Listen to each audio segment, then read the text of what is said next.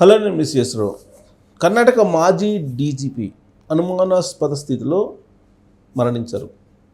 అది మర్డర్ అని చెప్పేసి అక్కడ పోలీసులు తేల్చేస్తున్నారు. పైగా ఆయన సతీమణే ఈ మర్డర్ చేశారు. అతని కుమార్తె ప్రోద్బలంతో అతని భార్య ఆయన్ని మర్డర్ చేసింది అని చెప్పి లేటెస్ట్గా అప్డేట్ వస్తుంది. మాజీ డీజీపీ మర్డర్ అనేది చిన్న విషయం కాదు. పైగా కుటుంబ కలహాలు, ఆస్తి గొడవలు ఇవన్నీ వెరసి ఆయన మర్డర్కు కారణమైతే, పైగా ఆవిడ చంపేసేసి సహచర ఐపీఎస్ ఆఫీసర్ భార్యకి చంపేసేసాను అయిపోయిందని చెప్పి ఆమె ఫోన్ చేసేటప్పుడు ఇవన్నీ చూస్తే ఎంత రాక్షసంగా వ్యవహరిస్తుంది అనేది సహజంగా అనిపిస్తుంది. కాకపోతే ఆమె చాలా కాలంగా మానసికమైనటువంటి రుగ్మతతోటి ఉన్నారు అని చెప్పి తెలుస్తుంది. ఆవిడ మానసిక స్థితి బాగలేకనే ఇలా చేశారని కూడా ఇంకో కోణం కూడా వినిపిస్తుంది. కొంచెం ఈ ఇన్సిడెంట్ కంటే ముందు మనం కొంచెం వెళ్తే కనుక, రన్యారావు ప్రస్తుతం డీజీపీగా ఉన్నాడు. ఆయన అంటే డీజీపీ హోదాలో ఉన్నారు రన్యారావు. ఈయన రామచంద్రరావు, ఈమె రన్యారావు, ఈయన రామచంద్రరావు. కర్ణాటకకు సంబంధించినటువంటి డీజీపీ హోదా ఐపీఎస్ ఆఫీసర్ ఆయన కూడా రామచంద్రరావు. ఈమె రన్యారావు నటి. ఈవిడ బంగారం స్మగ్లింగ్లో ఈ రామచంద్రరావు గారి పేరు చెప్పుకొని బంగారం స్మగ్లింగ్ని కొన్ని కేజీల కొద్దీ చేశారు ఆవిడ. ఆ డీజీపీ ర్యాంక్ ఉన్నటువంటి రామచంద్రరావు గారు ఈవిడ పెంపుడు కుమార్తె రన్యారావు, సొంత కుమార్తె కాదని చెప్పి తెలిసింది. అంటే డీజీపీ ర్యాంకులో ఉన్నటువంటి వాళ్ళు కర్ణాటకలో ఇప్పుడు ఒక పెద్ద చర్చనీయాంశం ఇంకా మారారు. వార్తల్లో న్యూస్ మేకర్స్గా మారారు. ఒక మాజీ డీజీపీ ఏమో మర్డర్కు గురయ్యాడు. ఇప్పుడు డీజీపీ ర్యాంక్లో ఉన్నటువంటి అతను కుమార్తె ఏమో ఆయన పేరు చెప్పుకొని బంగారం స్మగ్లింగ్కి పాల్పడింది. ఇది ఒక పెద్ద సెన్సేషనల్గా కర్ణాటకలో మారిందని చెప్పి చెప్పుకోవచ్చు. మరి వీళ్ళ సంగతి ఏంటి? దీని అప్డేట్ ఏంటి అంటే, ఇప్పుడు మర్డర్ కేసులో అనుమానాస్పద రీతిలో దారుణంగా హత్యకు గురైనటువంటి మాజీ డీజీపీ ఓంప్రకాష్ ఆయన పేరు. ఆయన ఏజ్ 68 సంవత్సరాలు. కీలక విషయాలు వెలుగులోకి వచ్చాయి. ఏంటంటే 1981 బ్యాచ్కి చెందిన ఐపీఎస్ అధికారి నిన్న బెంగళూరులో తన ఇంట్లో శవమై కనిపించారు. ఆస్తి తగాదాల కారణంగా భార్య పల్లవి చేతిలో ఈయన తన ఇంట్లో శవమై కనిపించారు. ఆస్తి తగాదాల కారణంగా భార్య పల్లవి చేతిలో హతమైన సంగతి కలకలం సృష్టించిన సంగతి తెలిసింది. ఆస్తి విషయమై భార్య పల్లవి భర్తతో తీవ్రంగా గొడవ పడింది. ఈ క్రమంలో అతని ముఖంపై కారం పొడి చల్లి కట్టేసి ఆపై కత్తితో పొడిచి చంపినట్లు పోలీసుల దర్యాప్తులో తేలింది. వాగ్వాదం జరిగిన సమయంలో ఒక గాజు సీసాతో కూడా దాడి చేసినట్లు సమాచారం. హత్య తర్వాత మాజీ డీజీపీ భార్య పల్లవి మరొక పోలీసు భార్యకు ఫోన్ చేసింది. తానే ఈ హత్య చేసినట్లు చెప్పింది. ఆ మహిళ తన భర్తకు విషయం చెప్పగా అతడు పోలీసులకు సమాచారం ఇచ్చాడు. తెల్లవారుజామున 4 గంటల ప్రాంతంలో పోలీసులు సంఘటనా స్థలానికి చేరుకొని భార్య పల్లవిని, కుమార్తెను అదుపులోకి తీసుకున్నారు.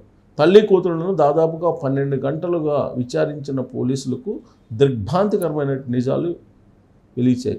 ఏంటంటే, మాజీ పోలీస్ చీఫ్ ఓంప్రకాష్ శరీరంపై కడుపు, ఛాతీపై అనేక కత్తిపోట్లు ఉన్నాయి. దాడిలో 2 కత్తులను ఉపయోగించినట్లు తెలుస్తుంది. ఓంప్రకాష్ పల్లవి బంధువుకు బదిలీ చేసిన ఆస్తి విషయంలో గొడవ జరిగినట్లుగా పోలీసులు అనుమానిస్తున్నారు. మాటలతో మొదలైన వాగ్వాదం చేతుల్లోకి ఆపై హత్యకు దారితీసిందని సమాచారం. ఓంప్రకాష్ కొడుకు ఫిర్యాదు ఆధారంగా కేసు నమోదు చేసిన పోలీసులు ఆయన కుమార్తె పాత్రపై ఆరా తీస్తున్నారు. హత్యతో తన తల్లి, సోదరి డిప్రెషన్తో బాధపడుతున్నారని, తన తండ్రిని చంపేస్తామని బెదిరించారని మాజీ డీజీపీ కుమారుడు కార్తికేయ తన ఫిర్యాదులో పేర్కొన్నాడు. బెదిరింపులకు భయపడి తండ్రి ఓంప్రకాష్ తన సోదరి ఇంటికి వెళ్ళాడని, హత్యకు 2 రోజుల ముందు చెల్లి కృతి ఆయనను కలిసి తిరిగి రావాలని పట్టుబట్టడంతో ఇష్టం లేకపోయినా ఇంటికి వచ్చారని కార్తికేయ చెప్పారు. నా తల్లి శ్రీమతి పల్లవి గత వారం రోజులుగా నా తండ్రి ఓంప్రకాష్ రిటైర్డ్ డీజీపీని చంపేస్తానని బెదిరిస్తుంది. ఈ బెదిరింపుల కారణంగా నా తండ్రి తన సోదరి శ్రీమతి సరిత కుమారి ఇంట్లో ఉండడానికి వెళ్ళాడు. సో భార్య చంపేస్తుందని బెదిరిస్తుంటే భయపడిపోయి ఒక డీజీపీగా పనిచేసినటువంటి అతను కుమార్తె దగ్గరికి వెళ్ళిపోయాడు.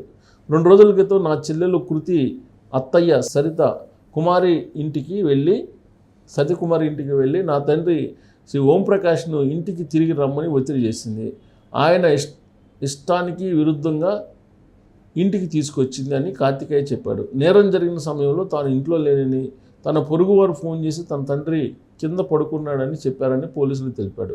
సాయంత్రం దాదాపు 5:45 నేను ఇంటికి వెళ్ళాను. అప్పటికే అక్కడ పోలీసు అధికారులు చాలామంది జనాలు ఉన్నారు. నా తండ్రి రక్తం మడుగులో పడి ఉన్నాడు.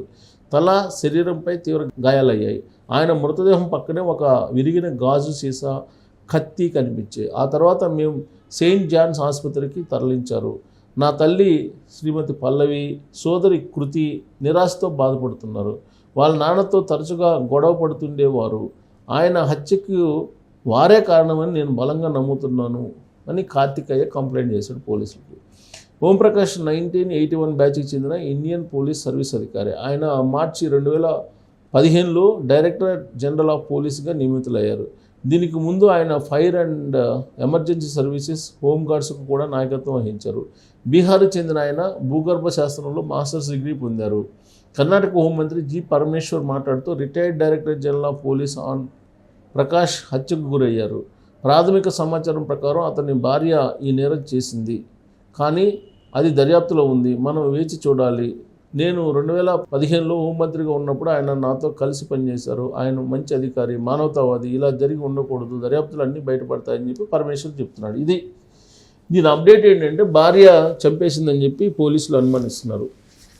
అనుమానించడమే కాదు, దానికి సంబంధించిన ఆధారాలు కూడా సేకరించారు. అయితే ఇక్కడ విషయం ఏంటంటే ఆవిడ సైకలాజికల్గా కొన్ని రోజుల నుంచి బాధపడుతున్నారని తెలుస్తుంది. పైగా ఇతను ఏం చేశాడు, పల్లవి బంధువులకి వరకు ఆస్తి రాసిచ్చాడు అని చెప్పి తెలుస్తుంది. అది ఆవిడకి ఇష్టం లేదు. దాంతో కసి పెంచుకుంది ఆవిడ. ఆ మామూలుగానే మానసికమైనటువంటి స్థిమితం లేనటువంటి పరిస్థితిలో ఉంది అని చెప్పేసి అనుమానిస్తున్నారు పోలీసులు. మానసికమైన డిప్రెషన్లోకి వెళ్ళినప్పుడు ఆ డిప్రెషన్ స్టేజ్లు చాలా ఉంటాయండి. అది సైక్రాటిస్టులు చెప్తూ ఉంటారు. అది తారాస్థాయికి వెళ్ళినప్పుడు పొడి చేయాలనిపిస్తుంది అని చెప్పి సైక్రాటిస్టులు చెప్తుంటారు. బహుశా ఆ స్థితిలో డీజీపీ భార్య ఉండి ఉండొచ్చు పల్లవి. ఓంప్రకాష్ ఆ విషయాన్ని తెలుసుకోకపోయి ఉండొచ్చు. లేదా ఆయన భయపడిపోయి వెళ్ళిపోయారని అంటే, భార్యను చూసి ఆయన భయపడిపోయి 4 రోజుల క్రితం వెళ్ళిపోయాడు, కుమార్తె ఇంటికి వెళ్ళిపోయాడని అంటే అంతా తెలుసు ఆయనకి విషయం. కాకపోతే జనరల్గా సైక్రియాటిస్టులు చెప్పేది ఏంటంటే, ఒకసారి డిప్రెషన్కి వెళ్ళిపోయినటువంటి మహిళలు ఆ డిప్రెషన్ స్టేజీలు దాటకుండా ఉండాలి అంటే వాళ్ళకి నచ్చినటువంటి ప్రాంతాలు, వాళ్ళకి నచ్చినటువంటి విధంగానే వ్యవహరించాలి. దానికి భిన్నంగా వ్యవహరిస్తే అది తారాస్థాయికి వెళ్తుంది. బహుశా అదే జరిగి ఉంటుంది. ఓంప్రకాష్ అదే చేస్తుంటారు. పల్లవికి ఇష్టం లేనటువంటి వాళ్ళకి ఆస్తిని బదలాయించాడు ఆయన. ఈ బదలాయించిన విషయం ఆమెకు నచ్చలేదు. దాంతో ఆయన్ని కారం జల్లి ఆయన్ని కట్టిపడేసి ఛాతి మీద కడుపులో పొడిసి సొంత భార్యే చంపేసిందని చెప్పి పోలీసులు, ఇప్పుడు కర్ణాటక పోలీసులు చెప్తూ ఉన్నారు. సో ఈ సంఘటన విన్న తర్వాత అక్రమ ఆస్తి, అవినీతి ఆస్తులు ఎక్కువగా ఉంటే ఇలాంటివన్నీ వస్తాయి.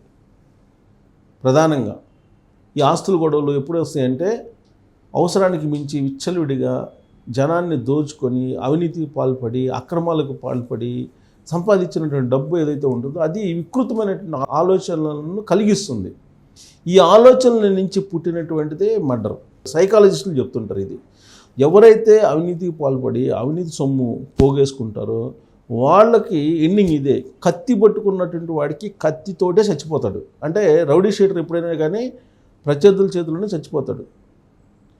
అలాగే అవినీతి పరులు, అక్రమదారులు ఎప్పుడైనా సరే ఆ డబ్బు ఏదైతే కూడబెట్టారో అవినీతి పరంగా, అక్రమంగా, ఆ డబ్బుతోటే చచ్చిపోతారండి. దానికి చాలా ఉదాహరణలు ఉన్నాయి. బహుశా ఈ తరం కావచ్చు, నెక్స్ట్ తరంలోనైనా అది జరుగుతుంది. తరం మారినా కానీ ఈ కర్మ అయితే మారదని చెప్పి చెబుతుంటారు ఆధ్యాత్మికవేత్తలు. కాబట్టి అవినీతి, అక్రమాలకు కొంచెం దూరంగా ఉంటే దేవుడు కరుణిస్తాడు. లేదంటే ఎండింగ్ ఇలానే ఉంటుంది అని చెప్పి ఆధ్యాత్మికవేత్తలు ఈ సంఘటనని బేస్ చేసుకొని చెప్తూ ఉన్నారు. అలాగే సైక్రాటిస్టులేమో ఆవిడ మానసిక స్థితి గురించి చెప్తూ ఉన్నారు. సైకాలజిస్టులేమో మరొక రకంగా చెప్తున్నారు. కర్ణాటక పోలీసులేమో ఇదంతా ఆస్తుల గొడవ, దాని పర్యవసానంగానే జరిగినటువంటి సంఘటన కింద చెప్తూ ఉన్నారు. మరి ఈ సంఘటన దురదృష్టకరం అయినప్పటికీ డిఐజీల స్థాయిలో ఉండేటువంటి వాళ్ళ మీద వరుసగా రామచంద్రరావు గారు డిఐజీ మీద రావడం, ఆ తర్వాత ఇప్పుడు ఓంప్రకాష్ మర్డరే కావటం అనేది కర్ణాటక పోలీస్ వర్గాల్లో మాత్రం కలవర పెడుతుందని చెప్పొచ్చు. మరి దీనికి ఇలాంటి సంఘటనలు జరగడానికి కారణం ఏంటి? ఆవిడ గోల్డ్ స్మగ్లింగ్ పాల్పడటానికి కానీ, ఇక్కడ ఈయన చంపేయడానికి కానీ, ఇలాంటి పరిణామాలన్నీ అక్రమ సంపాదన ఎక్కువ అయినందుకు కారణంగానా, లేదంటే ఇతర అంశాలు ఉన్నాయనే దాని మీద మీరు ట్రోల్ చేయొచ్చు. Thank you.